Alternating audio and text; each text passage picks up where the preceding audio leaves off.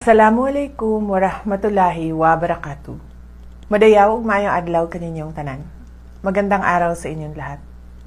Ngayong araw, ginugunita natin ang unang anibersaryo ng isang kaganapang sumubok sa ating demokrasya at sa mga prinsipyo ng due process at rule of law. Ang naganap na extraordinary rendition o kidnapping kay dating Pangulong Rodrigo Duterte ay isang seryosong paalala na ang batas ay hindi dapat ginagamit bilang sandata para sa politika o personal na interes. Ang pagyurak sa karapatan ng isang individual sa pamamagitan ng mga irregular na proseso ay hindi lamang pag-atake sa katarungan, ito ay hamon sa ating pambansang soberanya.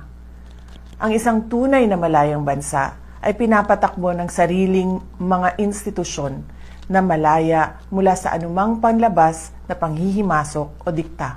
Ang anibersaryong ito ay isang panawagan para sa ating lahat na manatiling mapagmatyag.